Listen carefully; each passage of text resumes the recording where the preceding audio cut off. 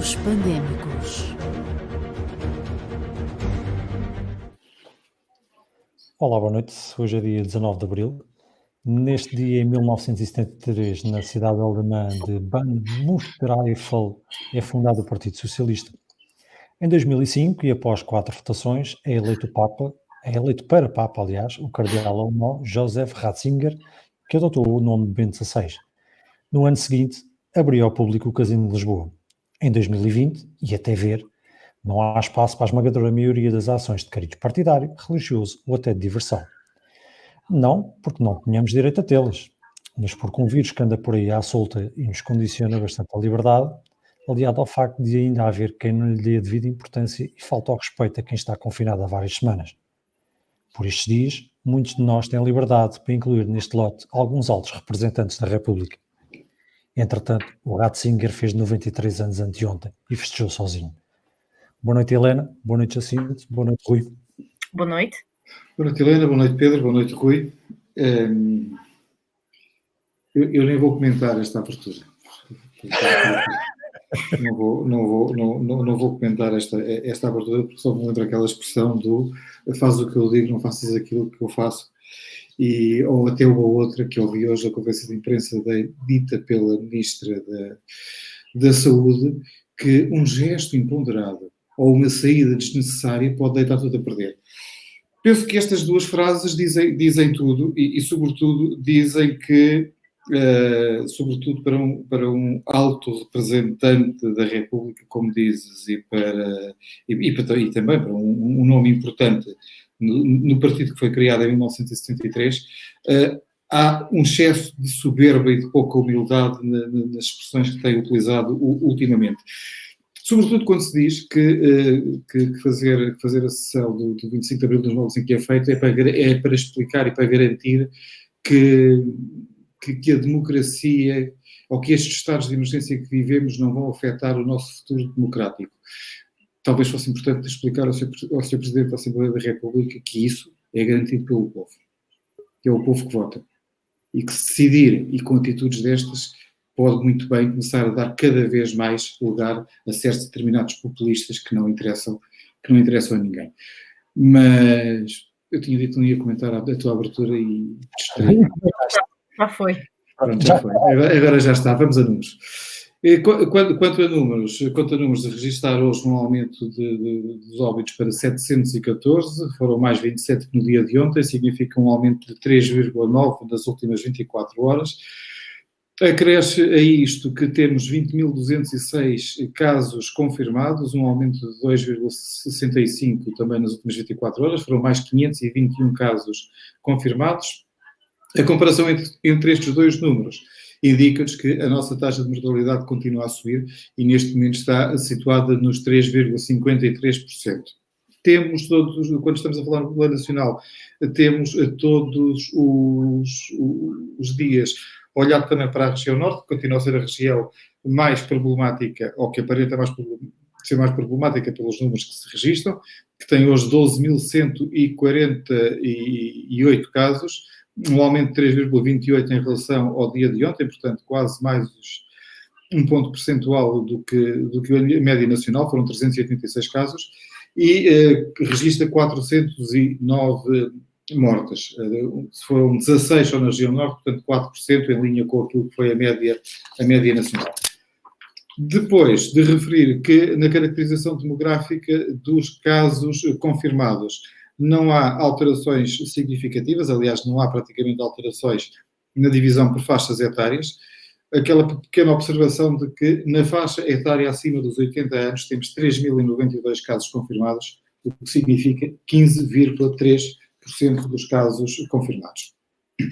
No que diz respeito à caracterização dos óbitos ocorridos, continuamos com aquele número assustador, a subir, que acima dos 70 anos estão 87% dos óbitos verificados. A taxa de mortalidade nas faixas etárias acima de 70 anos é de 12,6% e na faixa etária acima dos 80 é de 15,2%.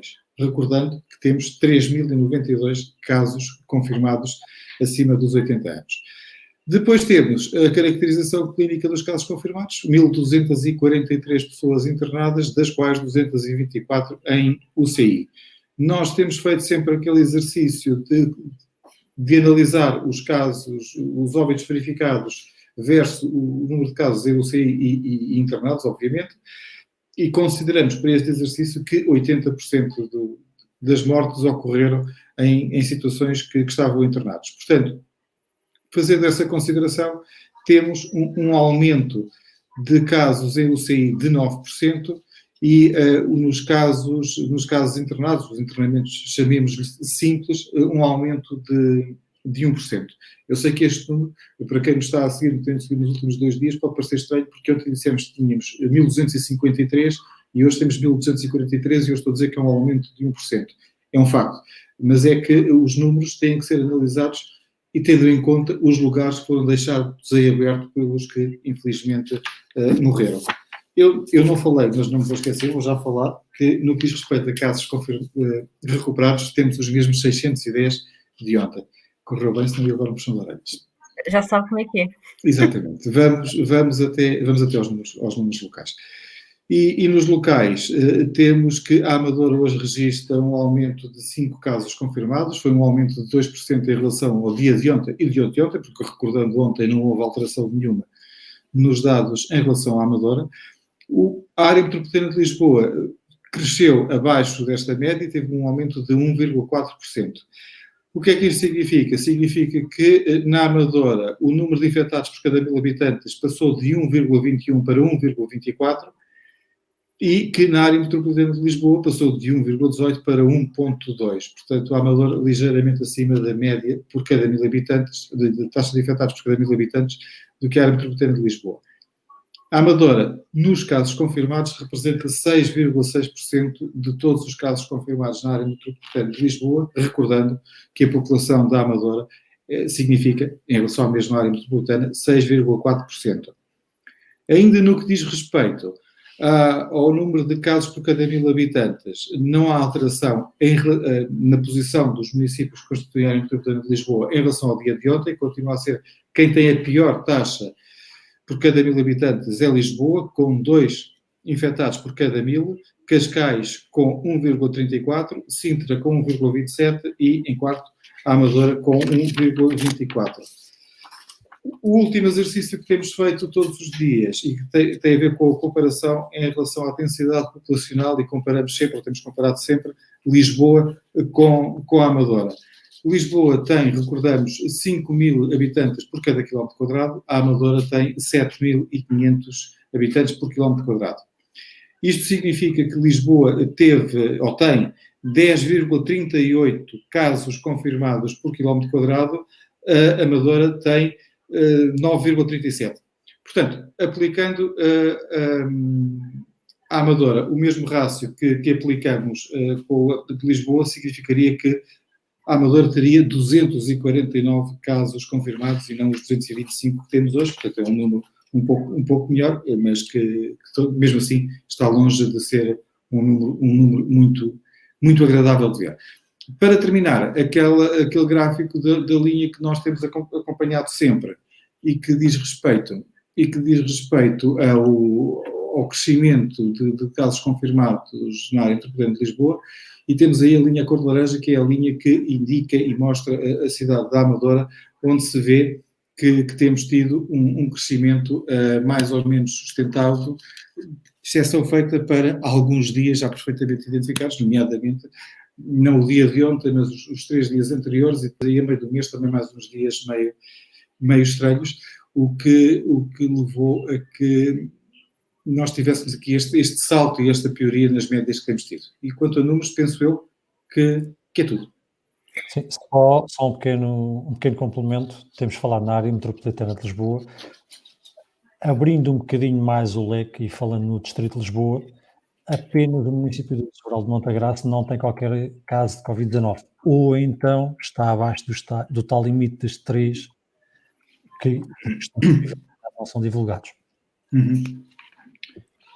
Muito bem.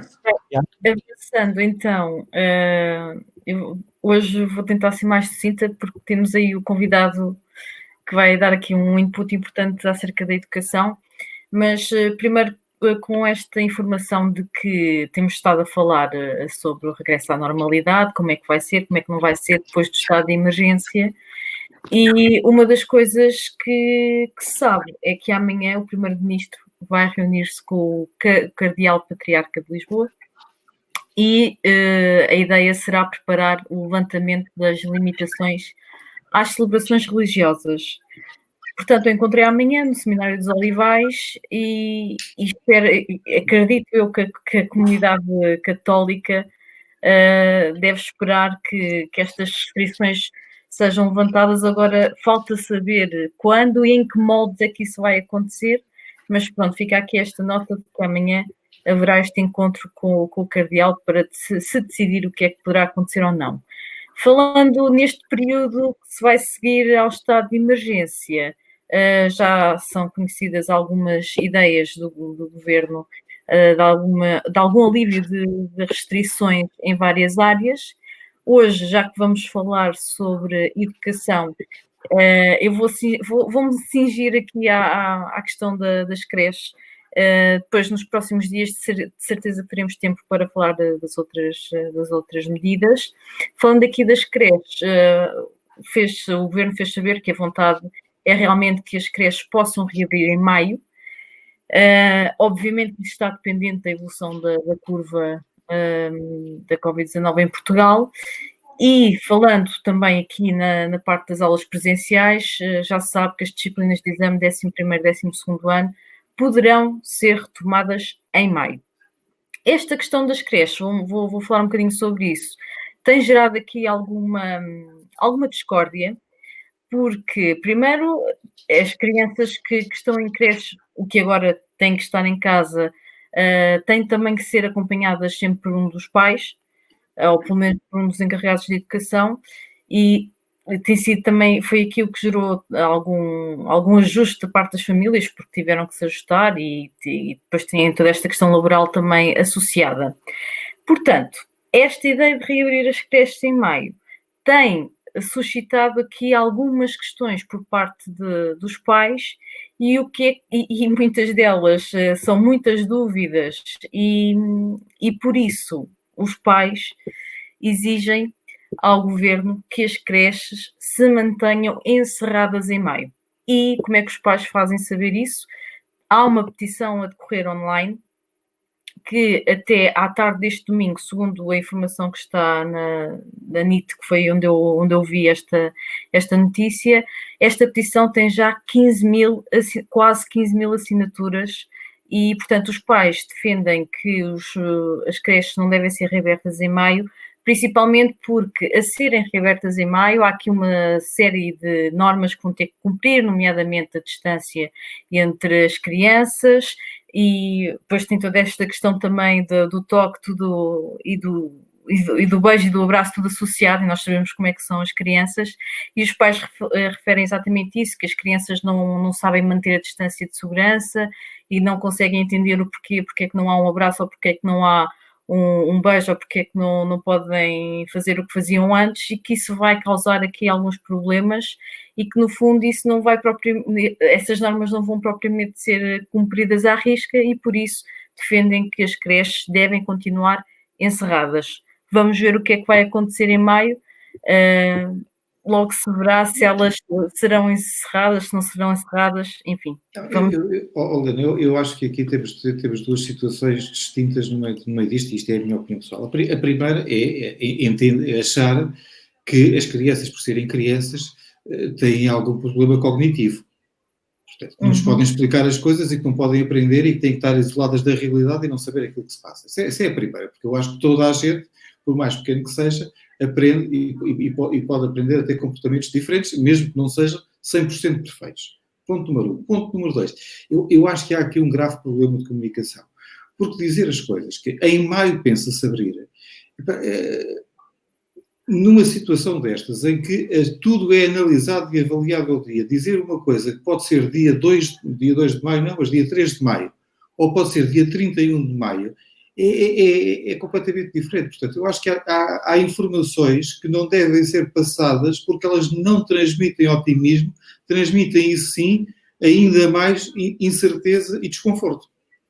Sim, isso tem que ver com a dificuldade ou a falta de entendimento de como é que a comunicação é importante e de como é que ela deve ser feita, precisamente para não gerar alarme. Mas isso, eu começo a achar que isso é um problema crónico em Portugal. Mas, avançando, vamos receber o nosso convidado e diretor do agrupamento de escolas, Dr. Azevedo Neves, Bruno Santos. Muito boa noite. Olá, boa Boa noite. Boa noite. Diga-me uma coisa, professor, como é que vocês têm gerido esta situação da pandemia de Covid-19 no agrupamento de escolas do Dr. Azevedo Neves? Bem, primeiro com grande registro de ansiedade e com grande registro de desconhecimento. Não estamos perante um contexto do qual nós teríamos para trás já alguma informação, já alguma base preparatória, portanto estamos a trabalhar dentro daquilo que é uma disponibilidade de conhecimento imediato e que vai reagindo todos os dias em função daquilo que são necessidades, daquilo que são exigências que nos colocam dentro desde o campo social até a área da educação. Cada vez mais vamos respondendo aos desafios que começou a iniciar essencialmente com o elemento da questão da atividade letiva, tentar conseguir reconstruir uma nova ação, abraçar um novo paradigma da ação letiva, que não estávamos minimamente preparados, nem tínhamos qualquer registro ou pelo menos tradição para podermos tentar ter uma base que nos podia ser aqui um sustento no amanhã. E temos um segundo fenómeno, nós somos uma das escolas de acolhimento para as refeições, em que estamos diariamente a dar refeições, a potenciar, a promover o acesso à refeição gratuita a um conjunto de alunos, com um conjunto de valências, para que no dia-a-dia as famílias consigam estar suportadas, apoiadas no combate a este fenómeno, que agora também tem aqui um reflexo económico, de crise económica. Professor, amanhã é a data que começa a dita telescola, digamos assim. Como é que vocês, quais é que são as estratégias que arranjaram para que os alunos continuem a ter os seus conteúdos e continuem a adquirir conhecimento? Bem, amanhã é de facto uma data marcante, por duas razões. Para os alunos é um momento de reequilíbrio, porque o impulso e a motivação das pessoas no primeiro contexto foi de tal forma tão elevado que o seu registro de escola passou a ser quase ao dobro daquilo que existia anteriormente. Era 8 da manhã, 8 da noite, e agora com o momento da telescola acho que vai haver aqui um momento de organização. Simultaneamente, acho que também acabou-nos colocar a nossas escolas um papel de nos reorganizarmos. Tentarmos perceber em que medida nós devemos trabalhar e devemos planear a nossa ação e tentarmos perceber que não pode haver um registro de ações individuais de professores, mas uma ação concertada dentro de uma mancha de uma organização e que neste momento a telescola vem-nos fixar essa necessidade, porque como ainda estamos a desenvolver muitas modalidades da ação de comunicação síncronas, em que há semelhança como nós estamos agora aqui a fazer em contacto imediato e na relação entre feedbacks sucessivos entre a comunicação do lado dos professores e como também no lado da comunicação dos alunos, mas que, por um outro lado, veio permitir então este elemento de organização, porque tivemos que conseguir reajustar os nossos horários. Os nossos horários estavam todos lineados para uma determinada realidade e agora é que, em função da dinâmica da telescola, obrigámos a reconstruir, tivemos a trabalhar até hoje, por acaso saí há pouco da escola também com a minha equipa, durante o dia de hoje foram remetidos uma versão final, acompanhada também de um conjunto de documentos orientadores, criámos um plano de ação de modalidade de ensino à distância, concordante com aquilo que são os pressupostos do Ministério da Educação, que nos têm vindo aqui a indicar, concordante com o volume de necessidades que nós levantámos, com o volume de exigências que são instituídos dentro desta novo paradigma da modalidade do ensino à distância e, simultaneamente, que venham aqui garantir que possamos trabalhar um terceiro letivo forte, capaz, potenciador do sucesso dos nossos alunos e que, chegando ao final, ao dia 26 de junho de 2020, possamos então encerrar aqui um ciclo avaliativo com toda a musculatura e com todo o elemento de avaliação técnico possível. Em todo este processo perceberam que existiam aqui algumas dificuldades, nomeadamente no acesso a toda esta tecnologia por parte dos alunos e tiveram que arranjar aqui uma alternativa. É verdade. Nós, de facto, quando iniciamos na criação do nosso plano de ação, do nosso plano de ensino, da modalidade de ensino à distância, desenvolvemos um conjunto de ferramentas iniciais muito suportadas na componente tecnológica. E quando iniciámos um plano de avaliação, foi um plano de registro de história de contactos por parte dos professores, começámos a perceber e colocámos vários pontos para os professores poderem identificar como é que faziam o contato com os seus alunos, e começámos a ver alguns alunos que não tinham qualquer registro, não havia identidade nem identificação de qualquer elemento de ferramenta, técnico ou registro de acesso por internet, nem por contacto telefónico. E isso começou-nos a assustar bastante. E percebemos que numa realidade que nós temos, e a Azevedo Neves tem aqui uma realidade de alunos muito diversificada, um pouco mais de 40% dos nossos alunos não tinham qualquer registro de contacto, e isso deixou-nos bastante preocupados. E acabámos por ter que, de facto, reconstruir o nosso modelo de ação e, portanto, à semelhança daquilo que foi recuperado por parte do Ministério da Educação, recuperar ir ao baú, buscar aqui uma lógica mais velha, mais usada que é a telescola, a Azevedo Neves também foi ao mesmo baú e foi buscar a lógica da sebenta. Estamos a produzir neste momento sebentas para que estes nossos alunos consigam ter o acesso à escola, o acesso ao contexto de escola de forma não imediata, como é possível através das plataformas que nós utilizamos via online, mas de uma forma que ainda que seja diferida, mas capacitante para eles poderem estar em contato com os seus professores. Portanto, neste caso as aulas assíncronas ganharam uma nova importância e uma nova dimensão.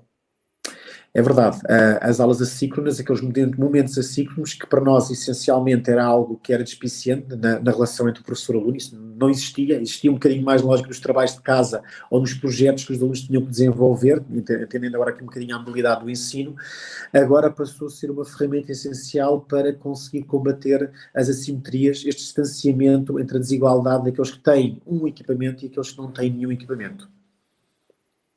É difícil, esse trabalho da escola é complicado, ou seja, garantir que realmente este ensino seja igual e que não crie aqui, no fundo, desigualdades entre os alunos.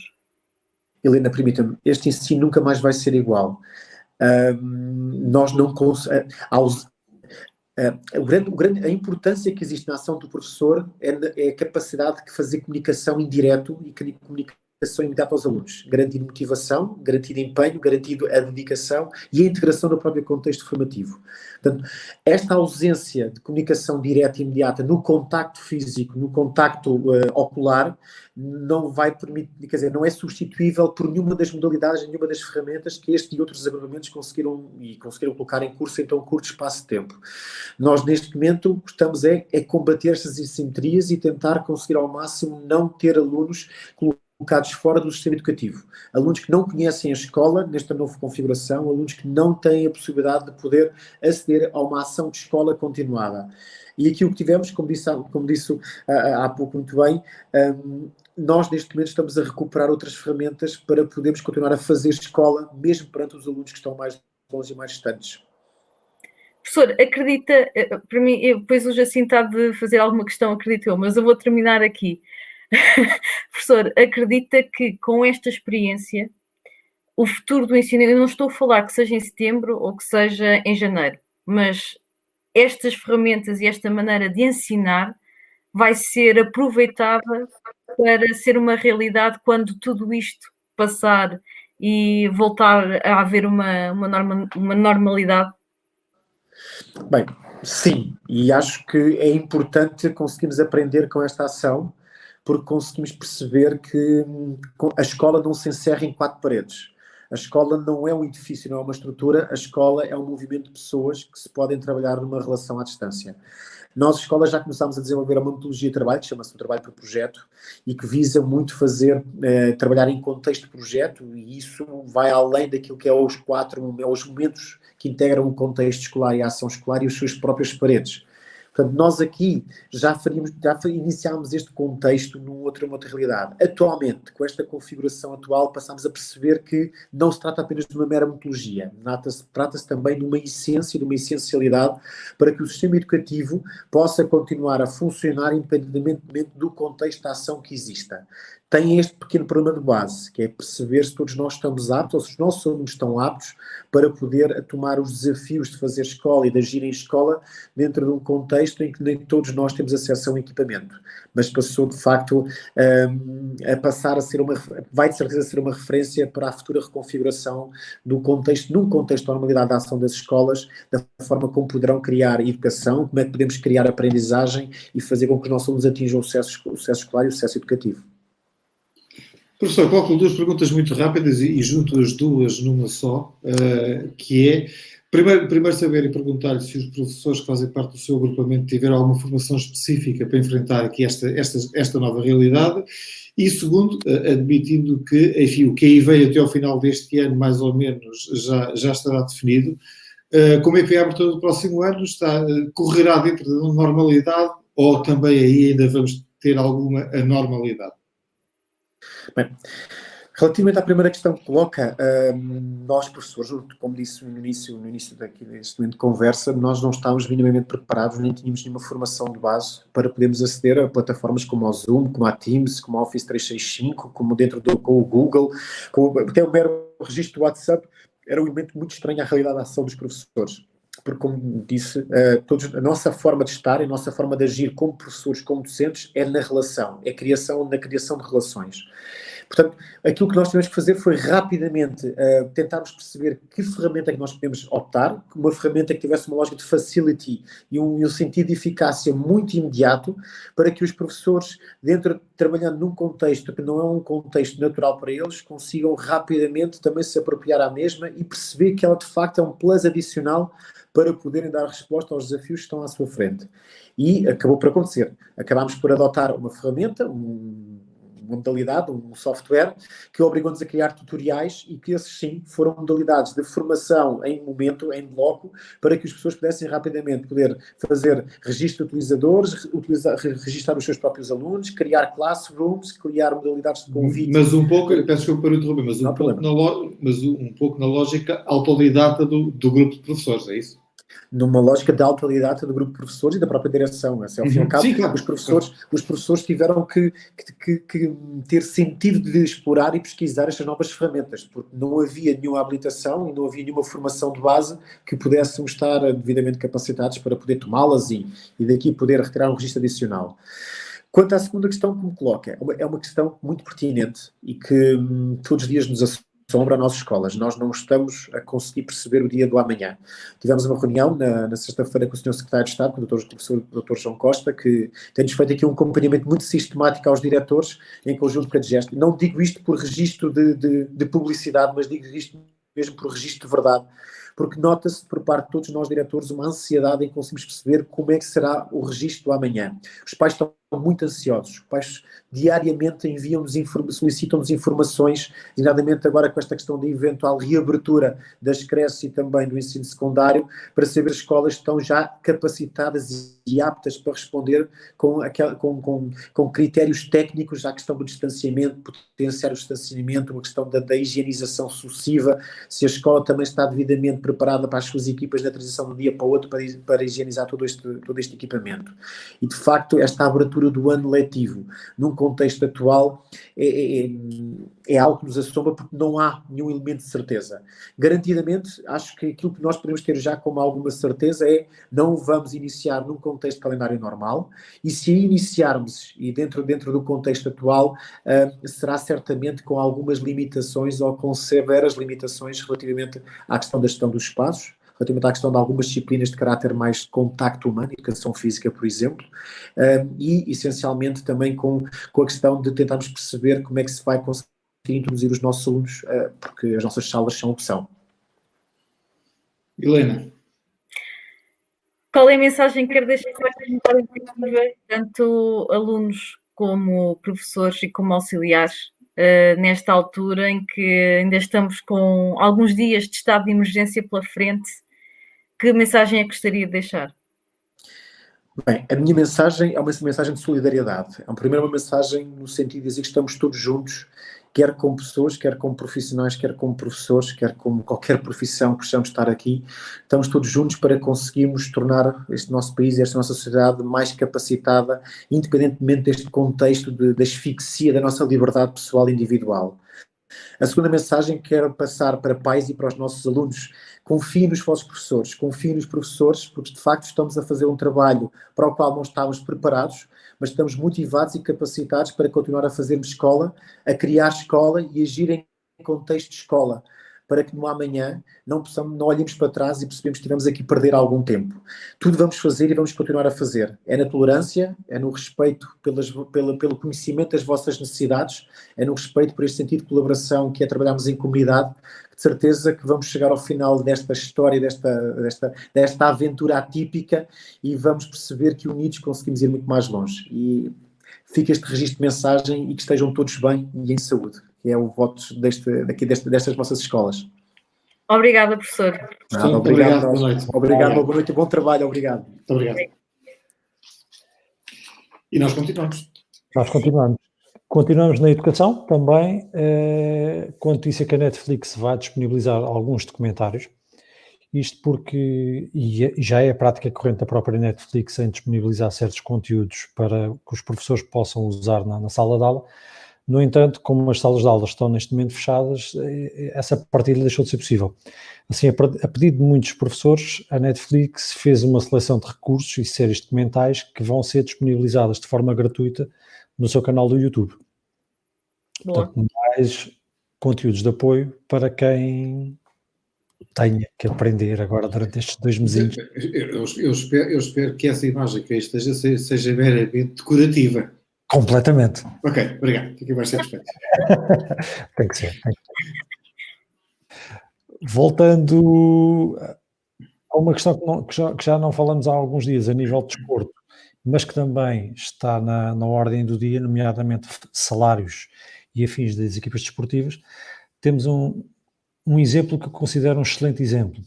Paulo Fonseca e a respectiva equipa técnica da Roma abdicaram dos salários durante pelo menos 4 meses. Além disso, vão também suportar a diferença salarial dos funcionários do clube que tenham sido colocados em layoff e assim esses próprios funcionários não verem o seu rendimento prejudicado com toda esta situação. É um bom exemplo. É de aplaudir. É, sim, senhor. É uma boa maneira de terminar. Eu não quero ser sempre o desagradável que diz que já passámos o tempo, mas hoje não passámos o tempo. Hoje já fizemos quase 2 programas, não só. É só para avisar. Pronto. Mas já tínhamos chegado ao fim, não é? Sendo assim, vamos embora, pronto. Vamos para as despedidas. Fiquem em casa, é a mensagem do costume, para não fugir muito. Epá, não, eu adotei a outra mensagem. Epá, não estraguem aquilo que já conquistaram. Tu adotaste 2 mensagens, já ultrapassámos o tempo e não estrague. Exatamente. Boa noite e até amanhã. Fiquem em casa, amanhã encontramos outra vez às 10 da noite aqui e estejam em segurança, é o mais importante. E amanhã, em princípio, vão-se encontrar com a Helena mais cedo, às 15. Esperemos nós para o checkpoint com a Sra. Presidente da Câmara Municipal da Amadora, não é verdade? Exatamente, esperamos Muito todos bem. que aconteça. Ok, então vá, até amanhã. Amanhã.